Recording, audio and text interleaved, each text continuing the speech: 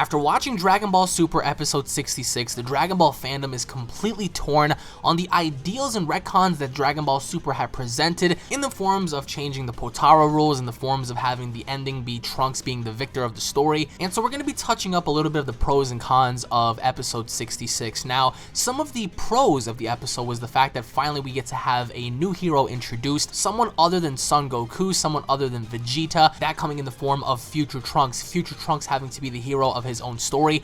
And not a lot of people are happy by this, considering the fact that Trunks does seem to be Jesus Christ incarnate here, having to bear everyone's moves, including the Masenko, the Galagun, the Final Flash, the Mafuba technique, and of course summoning and conjuring up the spirit of his own being, wielding that in the form of a sword, swallowing up and absorbing the energy of the Genki Dama in the sky or the Spirit Bomb, conjuring that energy in the form of a sword, and then putting Zamasu to rest. A lot of people often had a little bit of a salty taste to that. They were saying that Trunks wasn't suited or needed to be the hero of this, and people were a little bit confused as to how strong he truly was. Well, for me at least, I would have to say having Trunks be the hero of the story is more than suitable, considering the fact that he was the one that pretty much was started off with the arc, having to run away from this being, terrorizing his timeline after watching his mother be killed right before his very eyes, and being that he was the one that slayed the monster that destroyed his future, he was the one that slayed the beast that killed his mom, I believe is more than suitable. People having to complain on the idea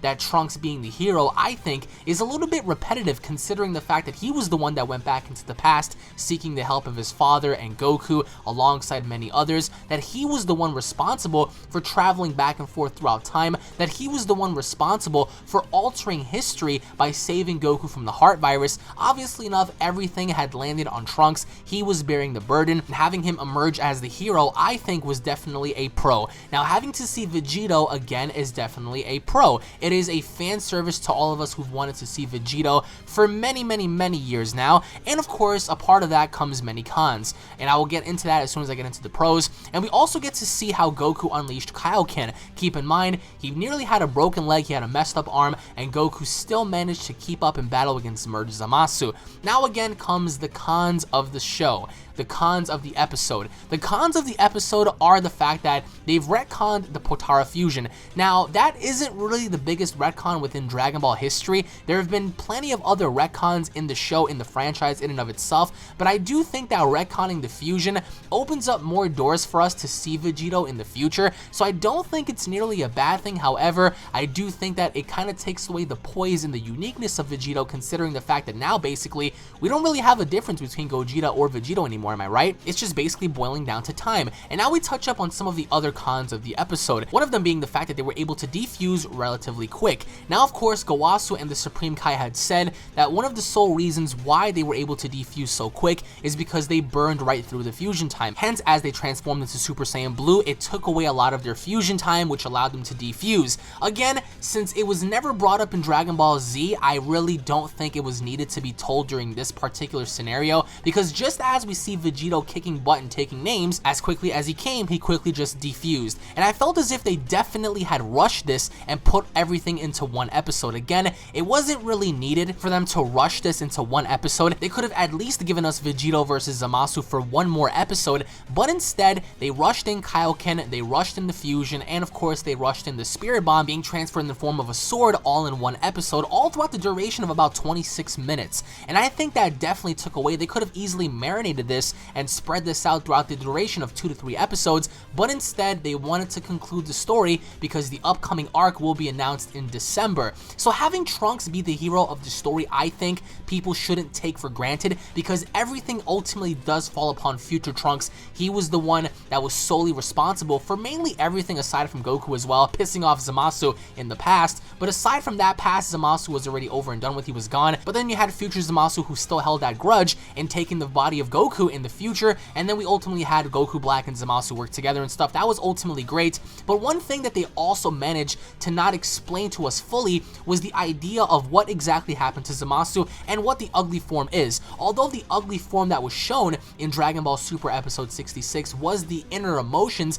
of Zamasu, his anger and his rage being manifested on the surface, a part of that is also Goku Black. Goku Black not being mortal, Zamasu decided to mess up his own fusion by taking someone in who was of mortal descent. Keep in mind, having a mortal fuse with an immortal will cause complications. So I do think that adding in the Kaioken and Fusion and the Spirit Bomb all in one episode was definitely rushed. And which is why I feel as if a lot of people actually hate the episode, because everything just seemed to have happened too quick without giving the audience a chance to process on what had just happened. In terms of Trunks being able to fix and forge his own light sword, I think was a big mistake. Since when did Trunks have the ability to conjure up his own energy in the form of a sword? I do understand that key manipulation is definitely a thing in Dragon Ball, and you're able to channel and create your own energy-like attacks through the power of your own ki, but since when did we ever see anyone ever create a weapon out of a useless broken weapon? If that's the case, we could have seen Vegeta, Goku, other characters conjure up weapons of their own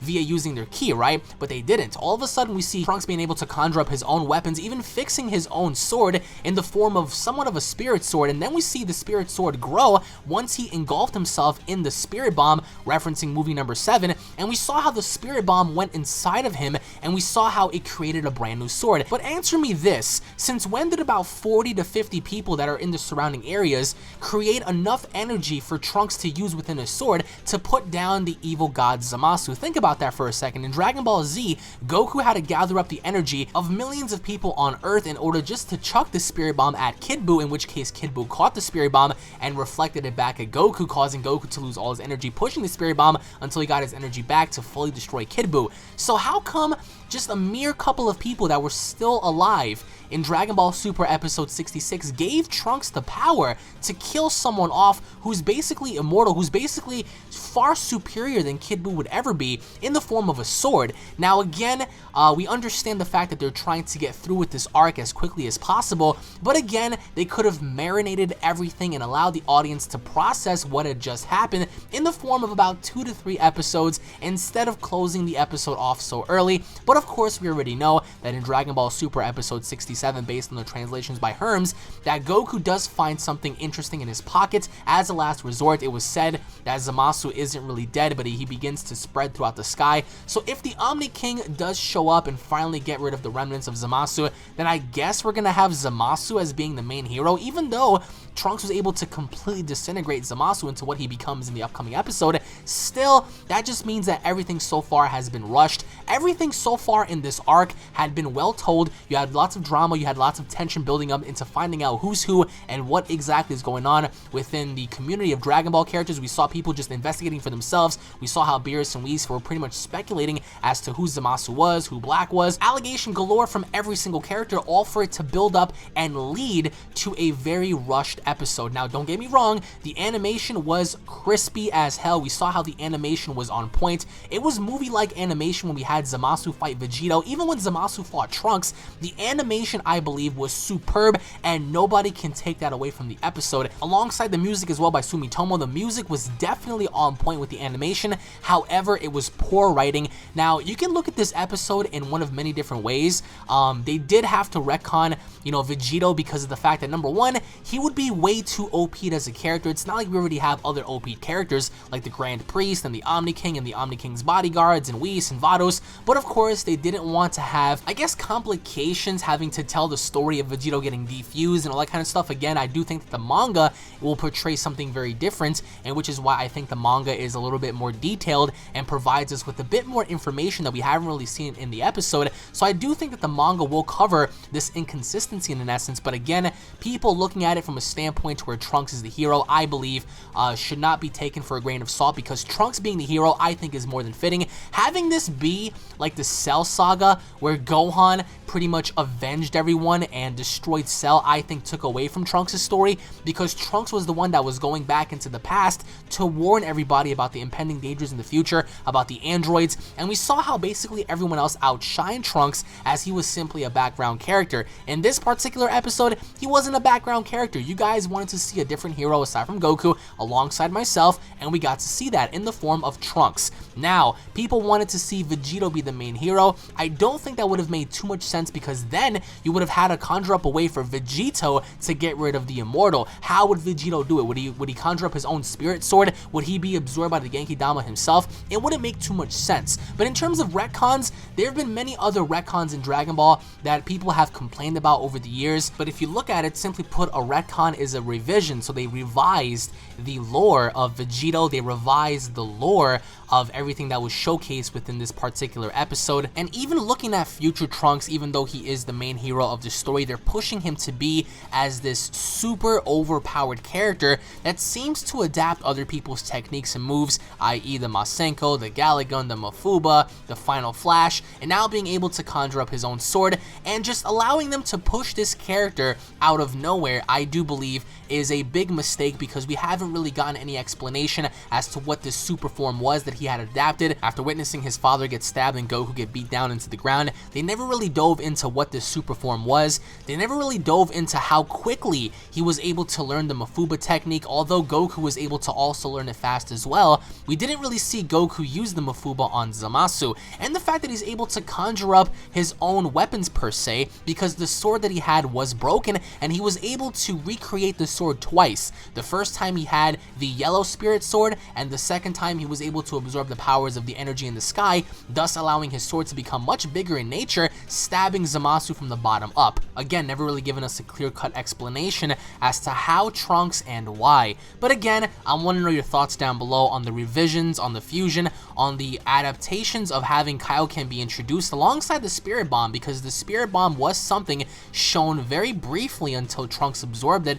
Thus, I mean, Trunks had never ever seen the Spirit Bomb before, correct? I mean, he's never been in a situation to where he saw Goku actually use the Spirit Bomb, so how would he even know to use it? How would he even know to conjure up the energy? If anything, he wasn't the one to conjure up the Spirit Bomb. We don't know what happened there. But again, I want to know your thoughts and feedback on the retcons. I want to know your thoughts and feedback on Trunks literally being Jesus Christ in this particular arc, and being able to adapt everyone's techniques, everyone's moves. Again, I'm not so upset on the fact that they want to have him be the main hero, but having him be the most OP character of this arc, having him be the MVP practically of, you know, this entire story, doesn't really upset me as much as the explanations they need to do as to what his form was and how he was able to master everything so easily, because having him be the MVP I think is suitable for the story. Having someone like Goku kill off Zamasu or Vegeta or Vegito, or even having something else happen, I don't think would have made too much sense. However, as I said before, this was Trunks' story, so having Trunks be the one to permanently put him down, I think